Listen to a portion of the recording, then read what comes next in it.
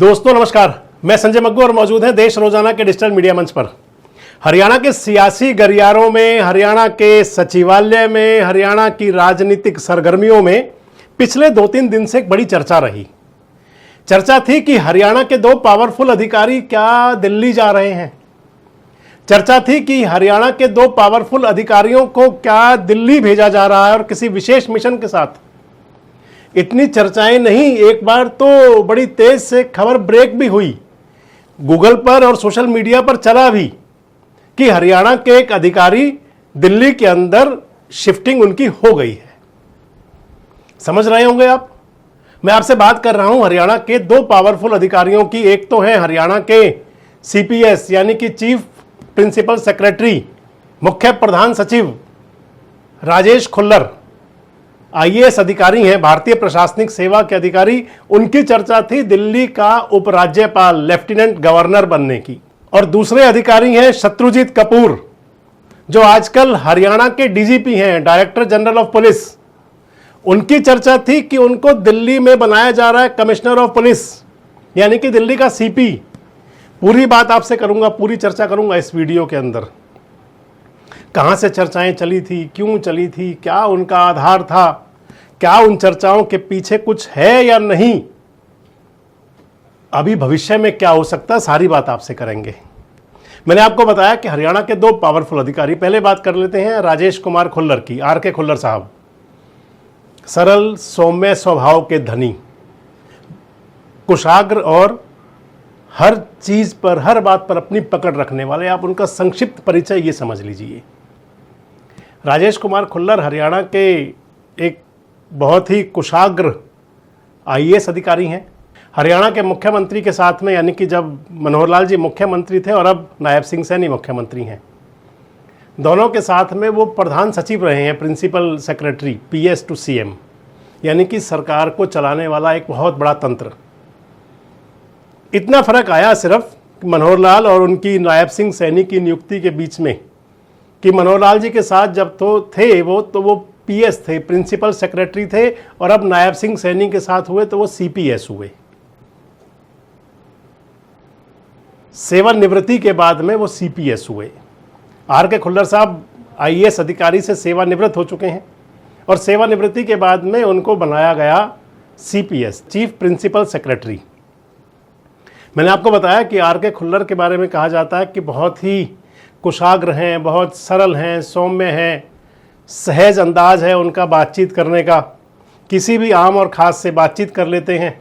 सचिवालय के अंदर कई बार मेरा भी जाना हुआ, जितनी भीड़ नेताओं से मिलने के लिए हुआ करती है, मंत्रियों से मिलने के लिए हुआ करती है, उसी प्रकार लोग खुल्लर साहब से मिलना चाहते हैं, RK खुल्लर साहब से। सचिवालय के अंदर 5वीं मंजिल पर आप जाएं तो आपको नज़ारा दिख जाया करता कि खुल्लर साहब कितने इंपॉर्टेंट हैं। क्यों लोग उनसे मिलना चाहते हैं, फिर ये बात आ जाती है। मिलने का कारण मैंने आपको बता दिया कि जिस सरलता, सहजता और सौम्यता से वो मिलते हैं, तो फिर कोई भी व्यक्ति उनसे मिलना चाहेगा। अगर किसी की कोई समस्या होती है तो समाधान भी मिलता है। RK खुल्लर साहब कई सरकारों के अंदर, चाहे वो सरकार हुड्डा साहब की रही, चाहे वो मनोहर लाल जी की रही, चाहे वो नायब सिंह सैनी की रही, मतलब किसी पार्टी की सरकार रही, खुल्लर साहब का अपना एक विशेष अंदाज रहा। RK खुल्लर उसके अंदर अपना एक विशेष प्रभाव छोड़ने में कामयाब हुए। इसके साथ साथ ही RK खुल्लर केंद्र सरकार के अंदर भी रहे प्रतिनियुक्ति पर। आर्थिक मामलों के अंदर वो संयुक्त सचिव रहे। सरदार मनमोहन सिंह की सरकार हुआ करती थी, सरदार मनमोहन सिंह की सरकार हुआ करती थी, उसके बाद मोदी जी की सरकार थी। अरुण जेटली जी के साथ में भी और उससे पहले P चिदम्बरम के साथ में भी उनको काम करने का मौका मिला, यानी कि आर्थिक मामलों की अच्छी पकड़ उनकी रही। इसके साथ साथ वो विश्व बैंक, वर्ल्ड बैंक के अंदर भी प्रतिनियुक्ति पर गए। यानी कि अगर उनका जो सेवा काल माना जाए, जो उनका नौकरी का समय है, उस कार्यकाल के दौरान में उन्होंने हर प्रकार के फन के अंदर अपने हुनर का प्रदर्शन किया। यानी कि हर क्षेत्र के अंदर, हर क्षेत्र में उन्होंने अपनी प्रतिभा दिखाई। अब बात आ जाती है जो मैंने आपको शुरू में कहा था कि कुशाग्र, सरल, सहज और सौम्य। क्योंकि दिल्ली के अंदर जब सरकार बनी भारतीय जनता पार्टी की, दिल्ली के अंदर बीजेपी की सरकार बनने का मतलब कि एक ड्रीम पूरा हो जाना, एक सपना। दिल्ली जैसे बीजेपी के लिए एक सपने के समान थी। किसी प्रकार से उस स्वप्न को पूरा किया जाए, कुछ इस प्रकार का आप समझ सकते हैं दिल्ली का जो फलसफा था राजनीति का। क्योंकि 15 साल वहाँ पर राज किया कांग्रेस ने और 11 साल से ज़्यादा वहाँ पर अरविंद केजरीवाल की सरकार रही, यानी कि लगभग 26 साल का वनवास था। 26 साल का वनवास, 14 साल का वनवास तो भगवान राम वाला और 12 साल का वनवास पांडवों वाला।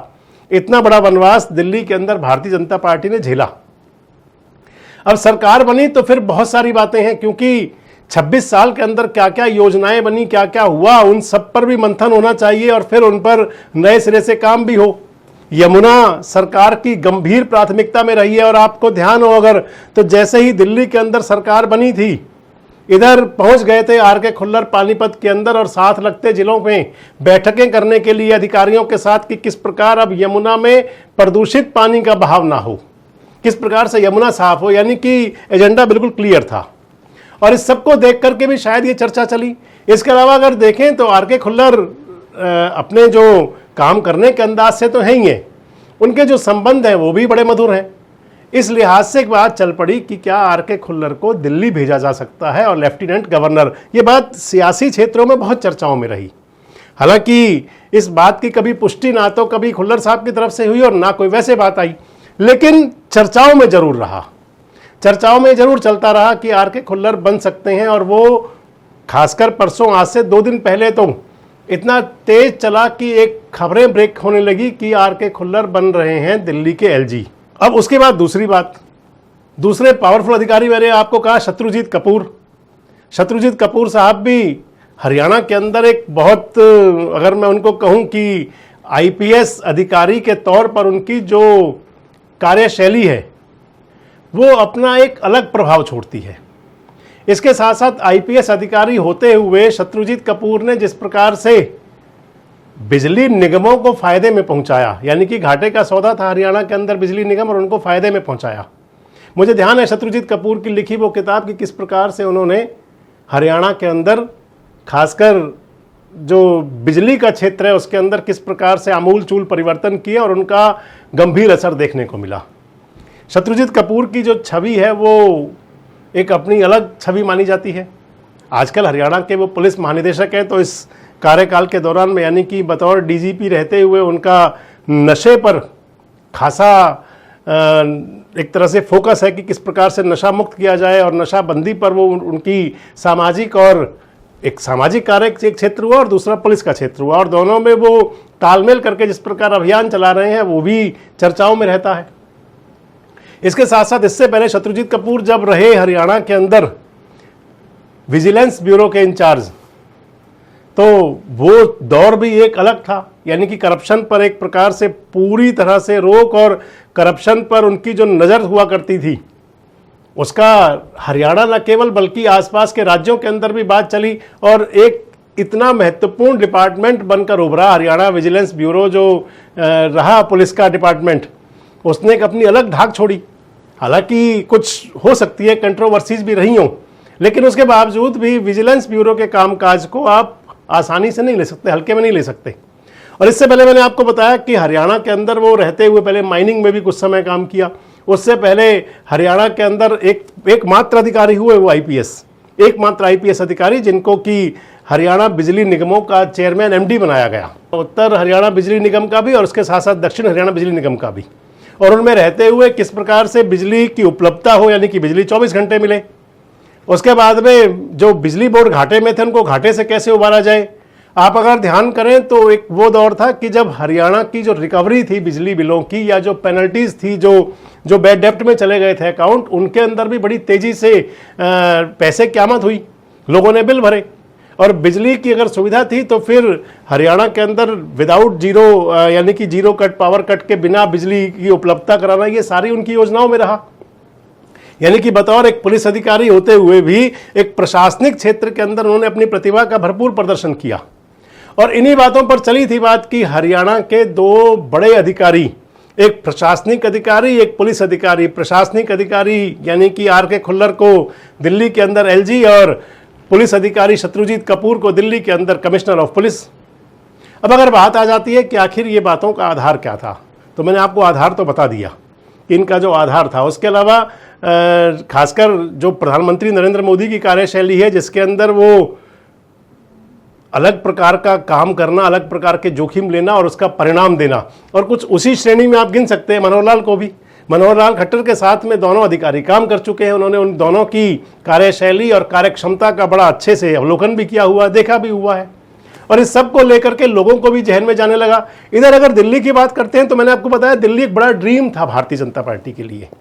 दिल्ली एक बड़ा ड्रीम रहा कि किस प्रकार से दिल्ली के अंदर सत्ता में वापसी हो, और वो वापसी हुई। लेकिन इधर एक चर्चाएं और चलती थी कि दिल्ली की जो मुख्यमंत्री हैं उनका पॉलिटिकल जो अनुभव है, राजनीतिक अनुभव है, कोई बहुत बड़ा नहीं है। पहली बार विधायक बनी है, उससे पहले विधायक बनकर ही पहली बार में मुख्यमंत्री बन गई। उससे पहले पार्षद तो रही है नगर निगम की, अखिल भारतीय विद्यार्थी परिषद में भी काम किया। लेकिन फिर भी दिल्ली की सीएम रेखा गुप्ता का जो पॉलिटिकल अनुभव है, राजनीतिक अनुभव, उसके आधार पर माने जाने लगा कि ऐसे अधिकारी नियुक्त किए जाएं ताकि दिल्ली लोगों का दिल जीत सके। और उन्हीं चर्चाओं के बीच ये बात चली थी। हालांकि आज इस पर कहीं मुझे लगता है कि विराम लगा है, लेकिन क्या ये पूर्ण विराम है? किस सोच के साथ में ये बात चली थी कि इन दोनों अधिकारियों को, एक सेवानिवृत्त अधिकारी उनको एलजी और दूसरे हरियाणा के डीजीपी को दिल्ली का सीपी, क्या लगता है आपको क्या सोच रही होगी? और फिर क्यों वो सोच, यानी कि अगर कहीं बात थी ये दोनों नियुक्तियां होने की, तो फिर कहां उसमें रुकावट आई? आपको क्या लगता है कि क्या भविष्य में आने वाले दिनों में ऐसी कोई बात सामने आ सकती है? कमेंट्स बॉक्स में जरूर बताएं। जुड़े रहें हमारे साथ, देखते रहें देश रोजाना। हमारे साथ जुड़े रहने के लिए सब्सक्राइब करें देश रोजाना के YouTube चैनल को, और नई वीडियो की नोटिफिकेशन पाने के लिए बेल आइकन जरूर दबाएं। अगर आप ये वीडियो फेसबुक या इंस्टाग्राम पर देख रहे हैं तो पेज को लाइक और फॉलो जरूर करें और ज्यादा से ज्यादा शेयर करें।